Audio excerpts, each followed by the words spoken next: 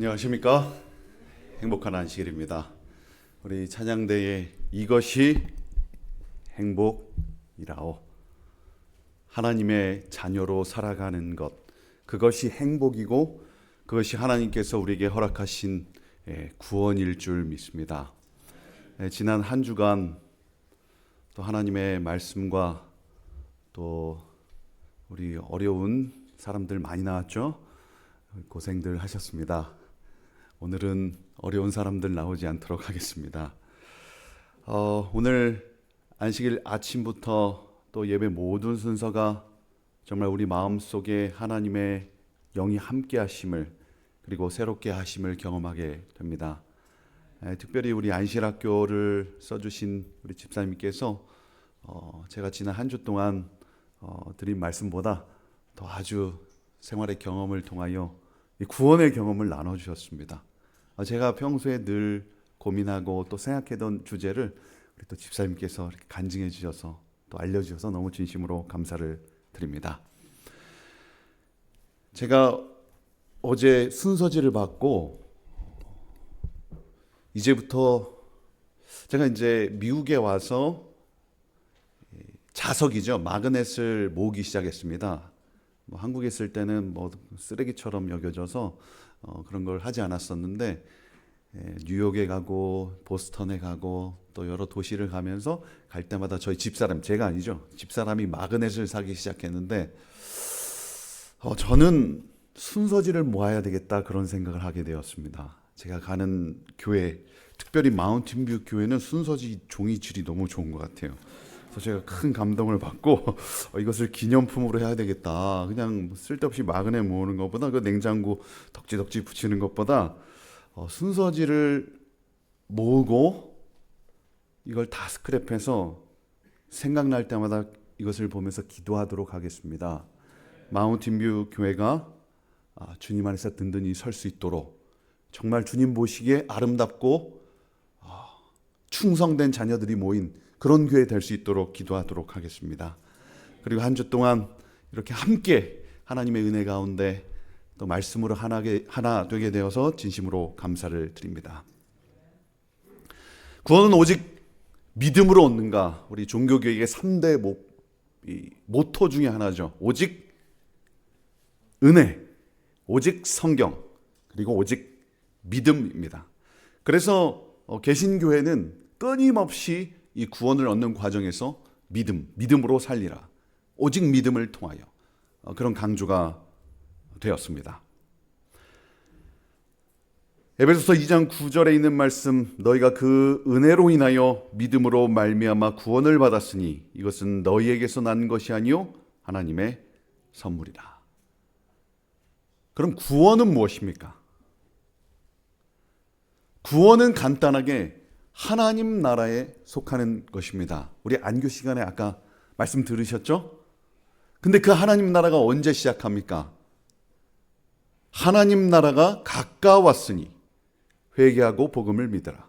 회개하라, 천국이 가까웠다. 그리고 예수님께서 말씀하셨습니다. 이미 너희 안에 하나님 나라가 임했다. 하나님 나라를 선포하셨어요. 예수님께서 이 땅에 오셔서 선포하신 가장 중요한 주제는 바로 하나님 나라입니다. 그리고 그 하나님 나라에 속하는 것이, 하나님 나라에 들어가는 것이 구원이라고 이야기할 수 있죠. 그런데 그 하나님 나라는 언제 시작합니까? 우리가 예수를 왕으로 받아들이는 그 순간, 예수를 구주로 받아들이는 그 순간 우리는 하나님 나라에 속하게 됩니다. 그래서 예수님께서 이미 하나님 나라가 너희 안에 임했다라고 그렇게 말씀하셨죠. 하나님의 나라, 하나님의 통치권이 지배하는 나라, 하나님의 주권이 세워지는 그 나라가 바로 하나님 나라입니다. 그러나 하나님의 나라는 여기서 완성되는 것이 아니라 주님의 왕 되신 그분께서 다시 오심으로 말미암아 완성됩니다. 그래서 구원은 이미 이루어진 하나님 나라에 속하여 아직 오지 않은 그 나라의 완성을 기다리는 것, 그리고 그 백성으로 살아가는 것을 구원이라고 그렇게 이야기할 수 있습니다. 이런 세상으로의 초청입니다. 수고하고 무거운 짐진 자들아 다 내게로 오라. 내가 너희를 쉬게 하리라. 왕의 초청이에요. 그런데 우리가 사는 세상은 무엇으로 가득합니까? 죄악으로 가득합니다. 하나님을 떠나서 나의 욕망대로 살아가는 그 삶을 죄악의 삶이라고 이야기할 수 있죠. 죄의 삭은 사망. 그리고 그 사망으로 가는 길 가운데 상처와 고통과 불안, 인간이 겪는 이 철학자들이 얘기하는 이 존재의 고독함, 불안, 그리고 이별하죠. 하나님의 법, 하나님의 나라는 함께하는 것이에요. 이별이 없습니다. 왜냐하면 서로 사랑하기 때문에 연합하는 나라입니다. 형제가 연합하여 동거함이 어찌 그리 선하고 아름다운지요. 다윗이 동굴에서 지었던 그 시는 하나님의 나라를 묘사하는 시였죠. 하나가 되는 나라예요. 구약의 하나님 나라, 구약의 교회 언제 완성됩니까? 언제 시작합니까? 요셉의 형제들. 근데 요셉의 형제들의 품성이 어땠습니까? 엉망이었죠. 싸우고 죽이고 분노하고 미워하고 그런 사람들로는 하나님 나라에 속할 수가 없다는 것이죠. 근데 언제 형들이 그 꿈을 요셉이 꾸었던 꿈대로 와서 절할 때, 그때 요셉은 자신의 꿈을 이야기하지 않았습니다. 자신을 밝히지 않았어요. 대신 형들의 품성을 시험합니다. 너희들은 정탐꾼이라. 그 준비가 되었는지 되지 않았는지를 시험했어요. 그런데 그래서 은잔도 놓고 막 여러 가지 시험을 통해서 결국 요셉이 발견했습니다. 형들이 변했구나. 그때 요셉은 형들 앞에서 제가 바로 요셉입니다. 그때 하나가 되어서 서로 용서하고 화합하는 그 장면, 그것이 바로 하나님 나라의 시작, 구약의 교회입니다. 그리고 신약의 교회, 그 예수 십자가 전까지 네가 높냐 내가 높냐 싸우던 그 형제들이 오순절 성령을 통하여 마음이 하나가 될 때 신약의 교회, 우리 하나님 나라의 모습, 천국을 봅니다. 그러나 죄가 들어온 세상에는 그것이 나뉘어지고 당이 나눠지죠. 분파가 되고 분열되는 그런 세상 속에 살고 있죠.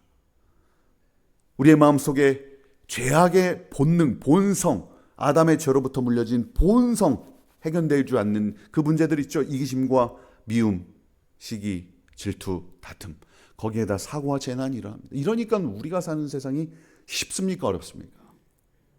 쉽지 않습니다. 점점 더 멀어져 간다. 성경에 있는 이야기 아닙니다. 이렇게 웃으시는 분은 이게 무슨 말인지 벌써 아시네요. 우리 김광석 씨의 서른 즈음에 이것을, 이 인생의 진리를 깨닫다라는 것은 그 가수가 얼마나 천재이고 그 인생에 대한 깊은 그 고뇌와 이 고민들을 가지고 있었는지를 우리는 발견할 수 있습니다. 멀어져 가요. 머물러 있는 청춘인 줄 알았는데, 청춘은 언제까지가 청춘입니까? 70까지가 청춘. 어린아이 같은 마음으로 살아가도록 하겠습니다. 아직 청춘이 되지 않아서 너무 좋네요.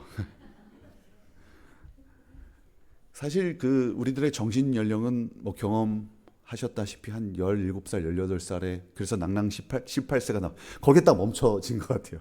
그 이후로는 늘 내가 젊다라고 생각하는데 점점 그것이랑 어떻게 돼요? 멀어져 간다. 내가 떠나보낸 것도 아닌데 나는 거기에 있고 싶었어요. 내가 일부러 떠난 것도 아닌데 점점 더 잊혀져 간다. 하루를 살면 더 멀어졌다는 것이죠. 매일 이별하며 살고 있구나. 이 노래를 부르고 얼마 뒤에 김광석 씨는 우리가 잘 알다시피 생을 마감했습니다. 이 지점에서 점점 더 멀어지고 갈라지고 이별하는 이 죄의 그 핵심적인 본질을 우리 김광석 씨는 느꼈던 거예요. 서른 즈음에. 이 지점에서 누가 필요했던 것입니다. 가십니까? 예수 그리스도께서 필요한 그 지점에 그것을 찾지 못했던 것 같습니다. 하나님이 세상을 이처럼 사랑하사 사랑하사 독생자를 주셨으니 보내셨으니 이는 저를 믿는 자마다 멸망치 않고 영생을 얻게 하려 하심이라. 우리가 잘 아는 성경절입니다. 요한복음 3장 16절인데 6자가 잘려 있습니다. 여기서의 영생은 단순히 우리가 영원한 생명을 얻는다, 그것 이상의 의미를 가지고 있습니다. 하나님의 속성인 생명이 우리의 것이 되었다는 의미지 단순히 물리적으로 영원한 생명이 구원이 아닌 것이죠. 매일같이 하나님을 닮지 못하고 싸운다면 그 영원한 생명이 무슨 소용이 있겠습니까? 1000년이 지나고 10,000년이 지났는데 내 옆집 사는 놈이 꼴도 보기 싫은데 같이 뒤섞여서 산다면 이것이 뭡니까? 천국이 아니라 지옥이에요. 그래서 하나님 나라는 반드시 하나님을 왕으로 모시고 그 주권 아래서 그분의 법에 순종하는 그 공동체가 바로 하나님 나라인 것입니다. 그래서 12지파가 시작되는 그 지점에 하나됨이 있었고요. 신약시대에 12제자가 하나 되는 그 지점에 신약의 교회가 시작되었습니다. 이 복음을, 이 은혜를 우리는 받아들이는 것이죠. 우리가 다 그의 충만한 데서 받으니 은혜 위에 은혜로라. 율법은 모세로 말미암아 주어진 것이요 은혜와 진리는 예수 그리스도로 말미암아 온 것이라. 이는 그리스도 예수 안에서 우리에게 자비하심으로써 그 은혜의 지극히 풍성함을 오는 여러 세대에 나타내려 하심이라. 너희가 그 은혜에 의하여 믿음으로 말미암아 구원을 받았으니 이것은 너에게서 난 것이 아니요 하나님의 선물이라. 그래서 우리는 구원을 하나님의 전적인 은혜, 하나님이 부어주시는 은혜라고 그렇게 이해합니다. 재난이 일어나면요 가장 필요한 것은 무엇입니까? 물과, 그러면서 물 한 모금을 마셔야 되겠습니다. 물과. 오늘 아침 또 많이 먹고 와서 물과 음식이 필요하죠. 재난이 일어나면. 그 다음에 간단한 가재도구들, 부식 같은 거, 살림도구들. 다행히도 비싼 가격이 아닙니다. 그러나 이것이 없으면 굉장히 불편하죠. 약간의 돈만 지불하면 됩니다. 그러나 명품과 보석, 비싼 슈퍼카, 없어도 생존이 불편해지거나 생명에 지장을 초래하지 않습니다. 우리 인류 역사를 살펴보면 테슬라가 없어서 망했다, 보석이 없어서 망했다, 지식사를 당했다, 이런 기록이 하나도 없습니다. 아주 잠깐만 사용하고 오래 보관해 두는 특징을 가지고 있죠. 그런데 이것이 뭡니까? 사실 물 한 병이 훨씬 더 중요한데 이것보다 보석이 훨씬 더 비쌉니다. 근데 사람들은 무엇을 열망합니까?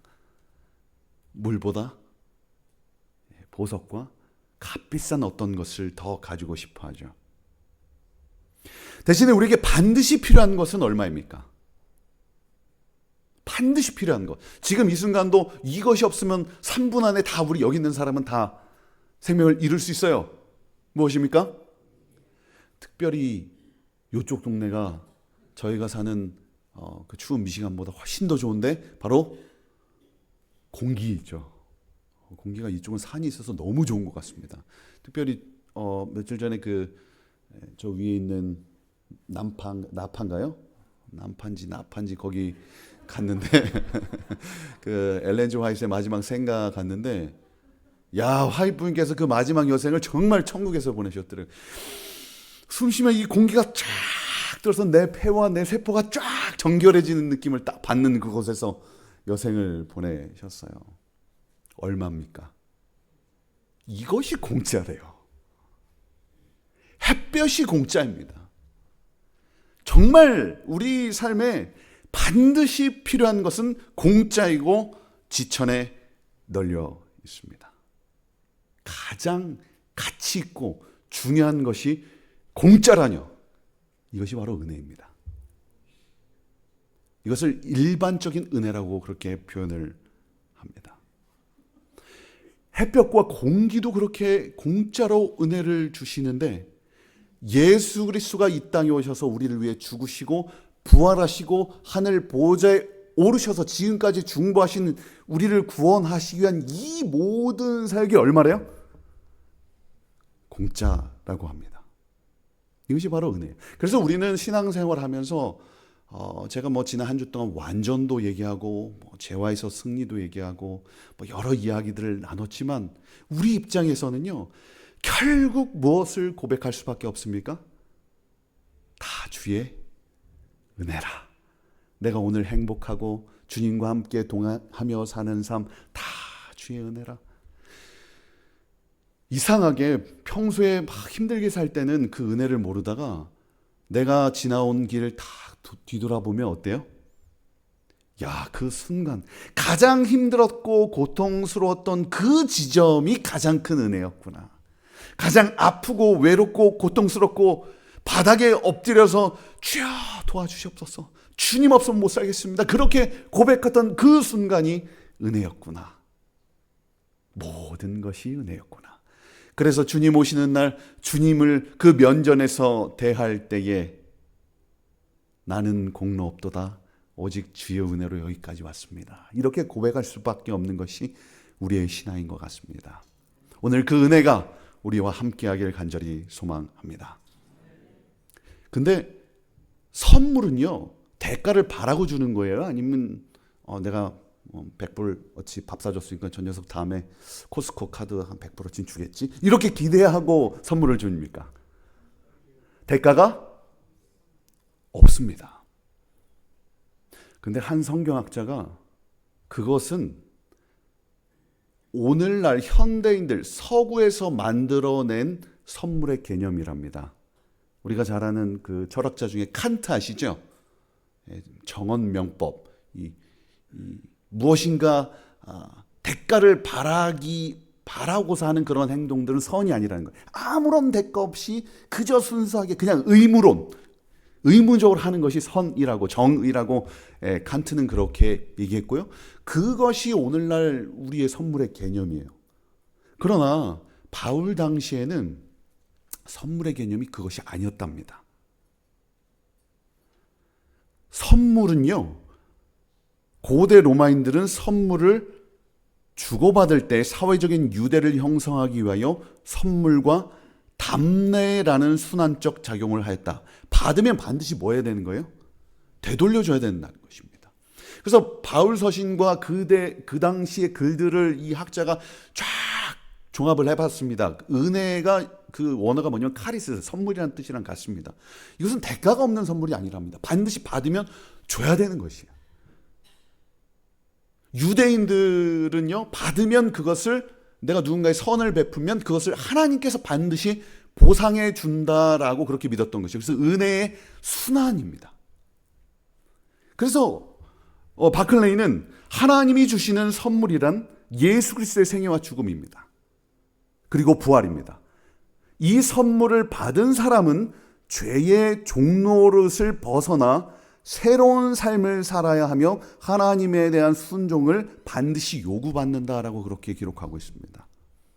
그러니까 우리가 거저 주신 하나님의 은혜에 감사합니다, 그치는 게 아니라 그 무한한 은혜를 받았으면 인간이 할 수 있는 한에서의 최선의 뭐를 하는 겁니까? 돌려드리는 것이죠. 이것이 이 바울과 선물이라는 바클레이의 주장입니다. 그냥 저기 동네 아저씨가 얘기한 게 아니라요, 그 신약 학계에게 엄청난 폭풍을 몰고 온 책입니다. 그래서 2015년에 나온 이 바클레이 이후로 이 문제에 대해서 신약 학자들 계속 논쟁을 하고 그것을 발전시키고 그렇게 구원과 은혜에 대해서 이해하고 있습니다. 우리가 잘 아는 선한 능력으로 라는 노래를 지은 디트리히 본 회퍼라는 인물을 잘 아실 것입니다. 2차 세계대전에 히틀러를 보면서, 이 사람은 원래 평화주의자였어요. 근데 사람들이 히틀러를 찬양하고 히틀러가 주님이 되고 히틀러가 하나님의 자리에 앉는 것을 보면서 그것을 반박하기 시작했습니다. 도전하기 시작했어요. 그러다가 결국 감옥에 갇혔고 감옥에서 순교를 하게 되었습니다. 보네포는 위대한 신학자였어요. 위대한 신앙인이었습니다. 그는 이렇게 얘기합니다. 값싼 은혜는 우리 교회의 치명적인 적이다. 오늘 우리의 싸움은 값비싼 은혜를 얻기 위한 싸움이다. 값싼 은혜는 싸구려 은혜, 헐값의 용서, 헐값의 위로, 헐값의 성만찬이다. 그것은 교회의 무진장한 저장고에서 몰지각한 손으로 생각 없이 무한정 쏟아내는 은혜이다. 교훈과 원리의 체계도 값싼 은혜이다. 죄를 뉘우치지 않고 죄에서 벗어나기를 바라지도 않으면서 세상은 자신의 죄를 감싸줄 값싼 커버를 값싼 은혜에서 얻는다. 오늘 우리는 죄 중에 사니까 그것을 그냥 보호막으로 하기 위하여 그 은혜라는 것을 사용한다는 것이죠. 나는 오늘 죄인, 연약합니다, 넘어졌습니다. 은혜. 보네퍼가 이 말을 할 자격이 있는 것은 무엇이냐면 생명을 걸고 그 자리로 들어갔어요. 하나님의 나라를 위해서. 그 말이 젊을 때 죽었습니다. 아직도 사람들이 이 문구에 울림이 있는 것은 그가 그런 삶을 살았기 때문이죠. 값싼 은혜는 하나님의 생생한 말씀을 부정하고 하나님의 말씀이 사람이 되셨다는 것을 부정한다. 값싼 은혜는 죄인을 의롭다고 하는 것이 아니라 죄를 의롭다고 하는 것이다. 자꾸 죄를 정당화시킨다는 것이죠. 은혜가 홀로 모든 것을 알아서 처리해 줄 테니 모든 것이 캐캐 묵은 상태로 있어도 된다는 것입니다. 은혜를 굉장히 수동적으로 그렇게 교회에서 가르친다는 것이죠. 그래서 그때 이 보네퍼가 실망한 게 자신의 위대한 스승들이 다 히틀러 쪽으로 가면서 굉장히 큰 절망감을 경험하게 됩니다. 그때 우리 재림교회도 히틀러를 따라갔습니다. 히틀러가 채식하고 우리 안식일 지키게 해준다 그래서 굉장히 히틀러의 그 정부의 찬양을 했죠. 그때 그 재림교회에서 분리되어 나온 분들이 제7일 안식일 예수재림교회 독일에 있는 개혁교회입니다. 그런 슬픈 역사가 있어요. 독일 교회는 그것을 지금 반성하고 다시 그 개혁교회와 합치는 그런 일들을 하고 있죠. 값싼 은혜는 우리가 스스로 취한 은혜에 불과하다. 싸구려 은혜는 그리스도를 본받음이 없는 은혜, 십자가 없는 은혜, 살아계신 예수 그리스도, 그 사람이 되신 예수 그리스도를 무시하는 은혜에 불과하다. 보네퍼의 이 울림이 오늘날 그 바클레이라는 또 학자를 통하여 은혜의 개념을 뒤집어 엎고 있죠. 주의 은혜라 하며 그냥 수동적으로 살아가는 삶이 아니라 그 은혜에 반응하고 그 은혜에 생명을 바치는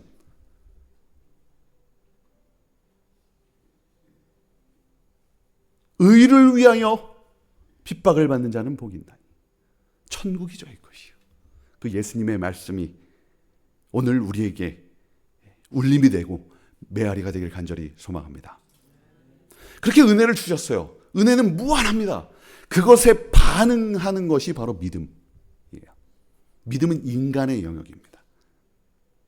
그거는 그러면 오직 믿음으로 얻는가? 사실 요 말 자체가 부담이 있습니다. 믿음이란 첫 번째 지적 동의입니다.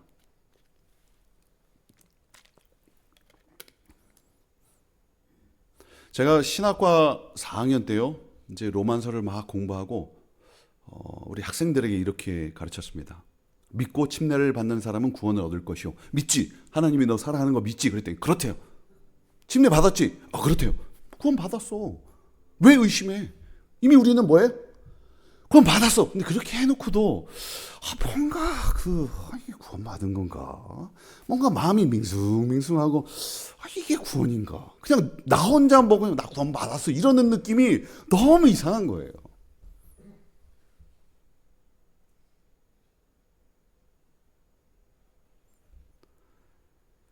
사실 이런 지적 동의의 믿음이라면 누가 가장 믿음이 좋을까요? 우리 재림교인들의 특성은요, 이제 예전에 우리 2세대 말고요, 예전에 계신 분들은 많은 분들이 이제 장로교, 감리교에서 넘어오셨잖아요. 그때 이제 다니엘서와 예언계시록이래요.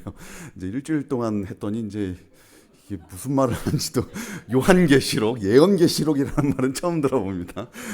요한계시록 진짜 그 딱딱딱딱 성취되는 그 장면을 보면서 이거다, 주님이 곧 오시는구나, 얼마나 큰 감격이 있었습니까? 또 안식일 진리 확실하지 않습니까? 율법의 1.1획도 패하지 않는데 때와 법을 변개코자 한 그 세력, 이 세력을 대항하여 나는 안식일 교인이 되겠다 하고 결심하고 이 교단에 들어옵니다. 우리는 가끔 진리라는 것이 어떤 내 지식으로 확신한 것을 진리라고 그렇게 생각해요. 지적동의입니다. 물론 그것이 중요하지 않다는 것은 아니에요. 근데 그게 믿음의 전부가 아니라는 것이죠. 지적동의라고 하면 누가 믿음이 좋아요? 하나님을 실제로 대면하여 보고 예수 그리스도와 어깨동무를 했을지 모른 루시퍼, 사탄이 믿음이 가장 좋지 않겠습니까? 그분은 뭐 의심할 여지가 없어요. 하나님이 계시고 하나님이 좋은 분이시고 하나님이 창조주시고 믿음이 가장 좋아요. 귀신이 믿음이 더 좋다는 것입니다. 귀신들도 믿고 떠드느니라. 그러니까 진리는요, 우리가 진리는 우리의 지적 어떤 확신이 아니라는 것이죠. 더 넘어가는 것이죠.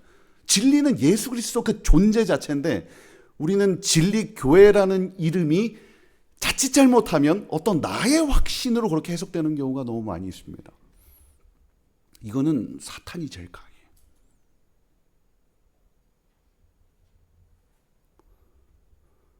백문이 불여일견이라는 말이 있습니다. 100번 듣는 것이 한 번 보는 것만 못하다는 뜻으로 무엇이든지 경험해 보아야 보다 확실히 알 수 있다는 말이죠. 중국 한나라에 선제라는 왕이 있었습니다. 반란군이 일어났는데요, 번번이 한나라 군대는 패했습니다. 그래서 백전노장 조충국을 불렀습니다. 어떻게 해야 이길 수 있는가? 조충국의 대답이 이겁니다. 한번 보십시오. 100번 듣는 것보다 한 번 실제로 보는 것이 훨씬 더 효과적입니다. 그래서 조충국은 보병 1만 명을 농사꾼으로 가장하여서 1년 동안 일하게 했습니다. 농사를 지으면서 정세를 살폈던 것입니다. 반란군을 잡고 승리를 거뒀습니다. 만약에 믿음이라는 것이죠, 지적 동의, 우리가 확신하는 그런 지적 동의라면요, 우리가 새 천사의 기별이 있잖아요. 천사가 진짜로 뭐 하면 됩니까? 오늘 안식일 오후에 나갔는데 저 하늘에 천사, 때라고 하면 좀 미안하고요. 천사 여러 명이 이게 날개를 가지니까 왠지 사람 아무튼 그분들이 막 하면서 하나님을 두려워하며 그에게 영광을 돌리라, 심판하실 시간이 가깝다 하면 우리뿐만이 아니라 이 동네에 있는 마운틴뷰에 있는 샌프란시스코, LA에 있는 모든 사람들이 믿지 않겠습니까? 여기 한 바퀴 돌면 그냥 끝납니다. 그리고 잽싸게 날아가서 저쪽 우리 베리언 스프링스 가서 배틀크릭 지나고 여기 회심시키고 그다음에 저 동부 뉴욕 빡 가고 일본 가고 아프리카 쫙 너 가. 이게 군대들이 쫙 전파해서 오신다. 끝. 그럼 사람들이 정말 그 그리스도가 오신다는 사실을 믿지 않겠습니까? 그러니까 믿음의 본질이 이게 아니라는 것이죠. 시각이 훨씬 더 강합니다. 그럼에도 불구하고 하나님은 이 방법을 사용하지 않죠. 왜냐하면 믿음은 훨씬 더 깊은 의미를 가지고 있습니다. 그래서 두 번째 믿음은 신뢰와 확신입니다. 믿음은 바라는 것들의 실상이요, 보이지 않는 것들의 증거니, 미래에 대한 하나님의 약속이 이미 현실처럼 확실하다는 것을 신뢰하는 것이죠. 보이지 않는 하나님의 존재와 역사하심, 그분과의 관계 속에서 형성되는 그 신뢰. 그래서 믿음은 하나님을 신뢰하는 것이다.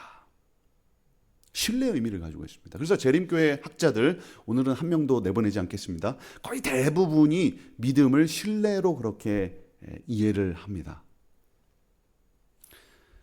우리 웨슬리의 경험을 잘 압니다. 웨슬리가 이제 미국에서 사역을 하다가 굉장히 실패해서 낙담하는 마음을 가지고 다시 영국으로 돌아가고 있습니다. 그 배를 탔는데 풍랑이 일었어요. 죽을 것 같아서 굉장히 무서워서 떨고 있는데 저쪽 갑판 위에서 우리가 잘 아는 얘기죠.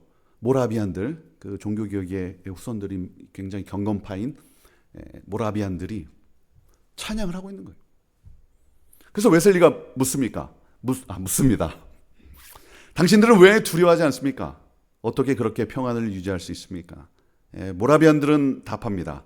우리는 하나님을 신뢰하기 때문입니다.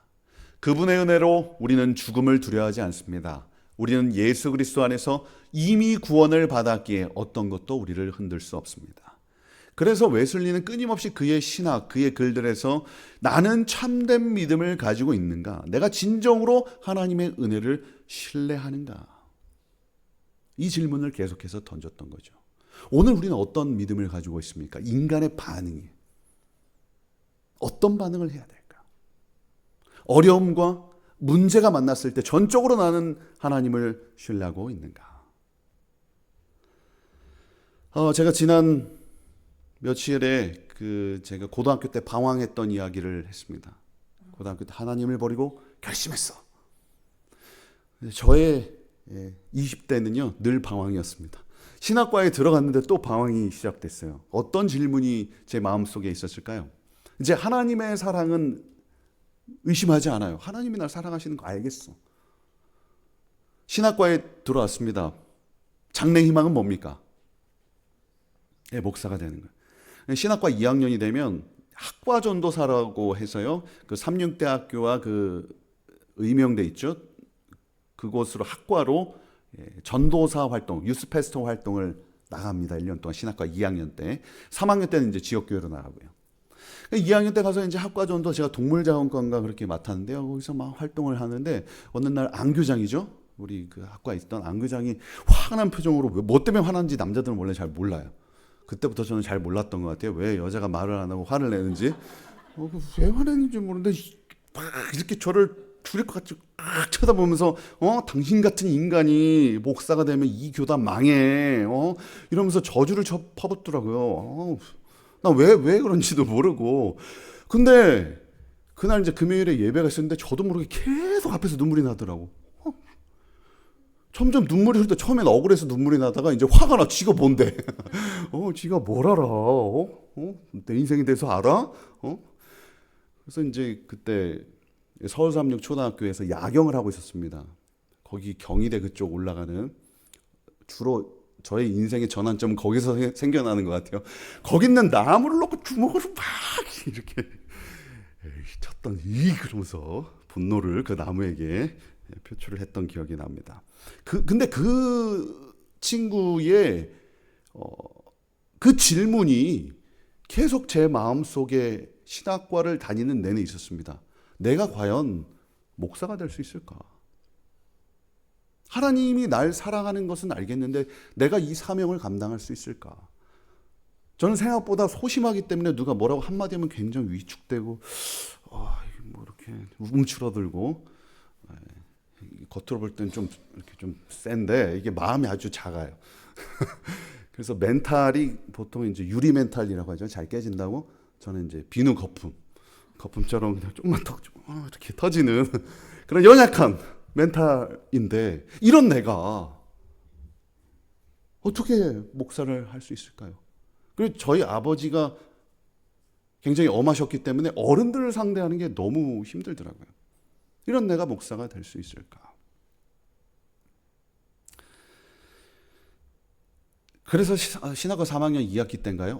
나는 안 되겠다. 3학년 마치고 편입을 해야 되겠다. 그런 결심을 했습니다. 또 떠나는 거죠. 하나님의 부르심에 요나처럼 반대로 가는 겁니다. 근데 떠나기 전에 딱 한 가지만 하자. 그래도 내가 하나님이 날 사랑하시는 것을 정말 경험했고 하나님이 날 부르셨다는 것을 내가 경험했으니까 떠나기 전에 엄마가 그토록 사랑했던 말씀을 다시 한번 처음부터 읽어보자. 그리고 이제 새벽에 딱 일어나서 시편을 읽었습니다. 시편. 시편에 보면 탄원시가 굉장히 많이 나와요. 하나님 어찌하여 하나님, 나의 하나님 어디 계십니까? 하나님 때문에 나 슬퍼가지고, 하나님 때문에 나 상처받아서 밤새 눈물을 흘려서 그 눈물이 온통 천지입니다. 하나님 어디 계십니까? 시편을 읽는데 그 시편의 기자들의 그 마음이 막 와닿기 시작하면서 어느 날 아침에 이제 자취를 하고 있었거든요. 흰밥을 탁 해가지고 혼자, 집에서는 늘 현미밥을 먹었는데 혼자 있을 때 흰밥이 좋더라고요. 흰밥을 다 먹는데 오물오물 씹는데, 아, 내가 살아있구나. 하나님이 날 여전히 사랑하시고 나를 새롭게 하시는구나. 밥을 먹는데 눈물이 또 뚝뚝뚝 혼자 떠. 우리가 하나님을 만나는 경험은 진짜 예상치 못한 데서 만나는 것 같습니다. 그때 깨달았어요. 내가 자꾸 나의 모습을 보면요, 모세처럼 저는 할 수 없습니다. 말을 못합니다. 이게 되는데, 내가 하나님께 집중하고 하나님의 말씀을 들여다보고 그곳에서 하나님의 은혜를 찾고자 노력할 때에 하나님께서는 우리에게 힘과 용기를 주신다는 것을 그때 배웠습니다. 신뢰의 경험을 그때 처음 진짜 신뢰의 경험을 하게 되었습니다. 그래서 목회를 할 때도 목회를 할 때는 방황을 안 했어요. 뭘 알아요? 힘든 일 있으면 다 던져. 그걸 뭐 하면 돼요? 제가 했던 일이 이제 교회 장로님이랑 뭐 또 이렇게 하다가 마음에 상처가 있을 때가 있잖아요. 살다 보면 사람이 연약해서.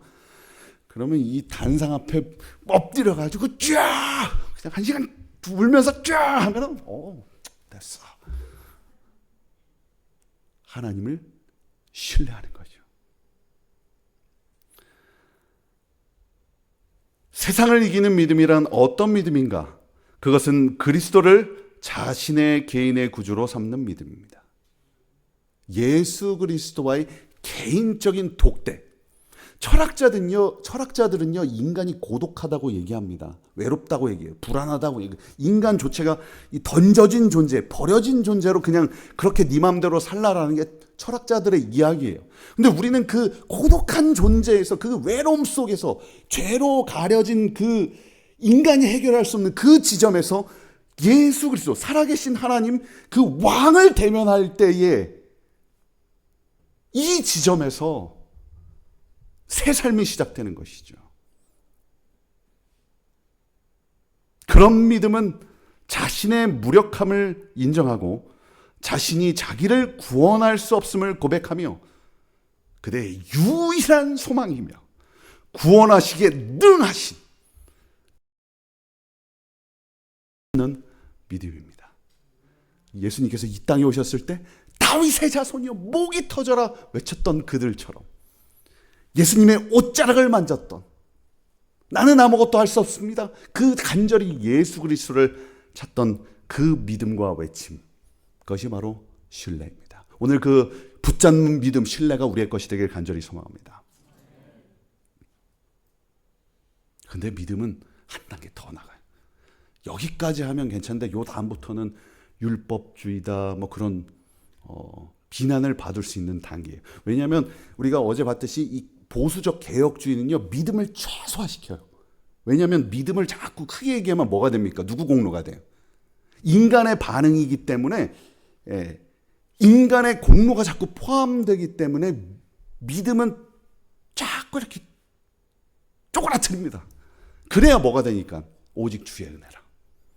근데 성경을 보면 믿음이라는 표현이 그렇게 쪼그라든 게 아니에요. 믿음은 굉장히 생각보다 믿음이 없이는 하나님을 기쁘시게 못하나니. 죽도록 충성을 할 때 이 충성이 뭡니까? 믿음이랑 같은 단어입니다. 죽도록 믿어라, 충성하라. 이게 하나님이 주신 그 은혜에 반응하는 것이 이렇게 쪼그라든 게 아니라 굉장히 우리는 적극적으로 나아가는 것이죠. 그래서 믿음으로 구원받는다 할 때 그 믿음, 이 개혁주의 전통은 그 믿음이 최소화되지만 성경과 예언의 신을 다시 들여다보면 한 단계 더 나가죠. 물론 그것이 우리의 노력이나 공로로 여겨지진 않지만요. 그래서 믿음이라는 세 번째, 순종이 포함됩니다. 여기부터는 율법주의라고 비난받을 수 있어요. 그래서 믿음과 순종을 이 개혁주의에서는 딱 나누는 거예요. 믿음 최소한 그 다음에 순종의 개념은 하나님의 은혜로 저절로 이루어지는 것이다라고 넘겨요. 신뢰를 지속하는 믿음. 어떤 학자는 salvation by allegiance alone이라는 표현을 사용했습니다. 오직 충성으로 받는 구원. 제가 책 장사를 하는 건 아니고요. 책을 들고 왔습니다. 오직 충성으로 받는 구원. 굉장히 기독교계의 파장을 일으킨 책 중에 하나입니다. 한국에도 번역이 되었어요. 그러니까 한국 개신교회가 이런 책을 번역한다는 것은 굉장히 엄청난 변화라는 것이죠. 오직 그 최소한의 믿음을 강조하던 교회들이 충성으로 구원을 받는다.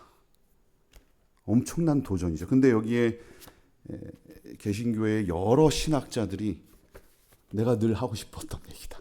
굉장히 이것은 또 하나의 야고보서고 도전이 되는 이야기지만 망해가는 한국 개신교회에 필요한 기별이다. 꼭 일독을 권한다. 이런 추천사들이 있습니다. 주 예수를 믿으라. 그리하면 너와 내 집이 구원을 받으리라. 우리가 잘 아는 말씀입니다. 아주 간단해요. 생각보다 구원은. 믿으라. 아멘. 그럼 구원을 받았다. 근데 이 맥락은 로마 시대에 빌립보가 속국이었습니다. 그래서 바울과 실라가 감옥에 갇혔다가 그 지진이 일어나고 그 간수에게 한 말입니다. 간수면 어디에 소속되어 있습니까? 로마 나라에 소속되어 있어요. 공무원이에요. 근데 그 당시 황제는 뭡니까? 신이었어요. 그래서 황제를 퀴리오스, 주님 혹은 구원자라는 용어로 황제를 칭했습니다. 따라서 황제의 상 앞에서 제사를 올리면서 황제가 주님이십니다라고 말했다고 합니다.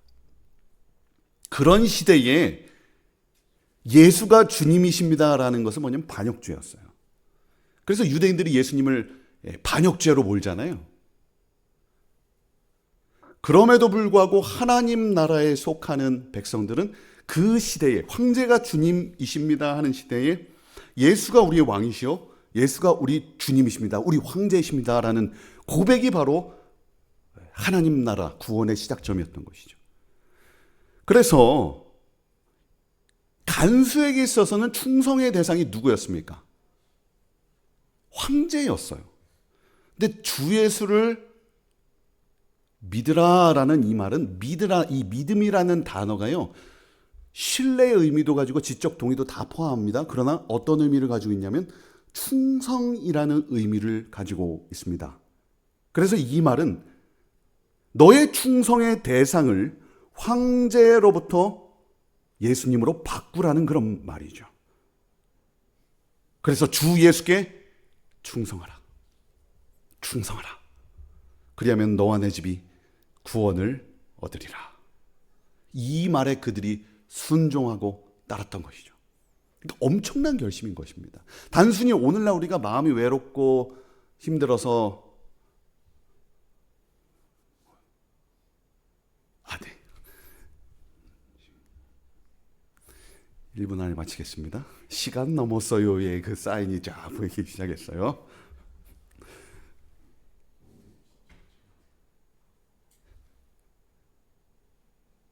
오늘날 우리가 그냥 내 마음이 외롭고 힘들어서 예수님을 믿는 차원, 내가 오늘 갇혀있다 그냥 열리는 차원, 오늘 내가 병이 들었는데 나의 병을 고쳐주시는 그런 개념의 구원자를 넘어서 나의 삶의 주권, 방향성을 완전히 트는 결심입니다. 생명을 거는 결단이었죠. 이게 바로 믿음의 순종이었습니다. 그래서 믿음은 사람을 순종의 책임에서 벗어나게 하려는 것이 아니요 오히려 곧 믿음만이 우리로 하여금 순종할 수 있게 하는 그리스도의 은혜를 누리는 자가 되게 하는 것입니다. 화이트는 이렇게 기록했습니다.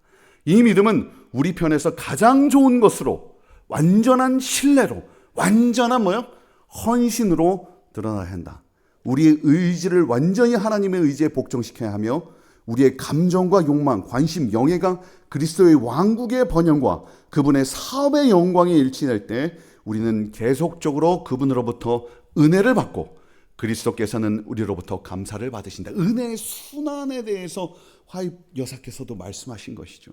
화입 여사는 이 바클레이라는 2000년대 학자를 전혀 알지 못합니다. 그러나 은혜를 그냥 받고 감사합니다라는 끝나는 것이 아니라 믿음으로 순종으로 끊임없이 그 은혜의 순환 속에서 당신의 백성들이 하나님의 나라를 진정으로 경험하길 원하시는 것이죠. 그래서 구원은 하나님이 베푸신 무한한 은혜. 어차피 우리가 믿음을 소극적으로 하나 충성으로 하나 어차피 하나님의 은혜가 무한되면 우리가 1로 하나 10을 하나 100을 하나 우리는 공은 없다고 우리는 고백할 수밖에 없어요. 어차피 우리 믿음 반응 들어가잖아요.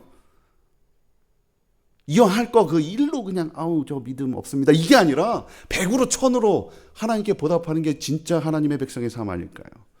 믿음으로 반응하여 하나님 나라 백성으로 살아가는 것이다. 그 믿음은 전적인 신뢰요, 순종이요, 나아가 충성이라고 할 수 있습니다. 우리 마태복음 25장에 그 주인이 이르되 잘하였도다 착하고 충성된 종아, 요게 종말적인 비유예요. 마지막 시대에 무엇으로 그 백성들을 심판하느냐, 그 비유에서 나온 게 뭐냐면 충성된 종. 어원이 같아요. 믿음 있는 종. 어쩌면 우리의 믿음은 소극적인 믿음이 아니라 더 적극적인 충성의 믿음을 하나님께서는 요구하시는지도 모르겠습니다. 죽도록 충성하라. 그러면 내가 생명의 면류관을 너에게 주리라. 죽도록 충성하라.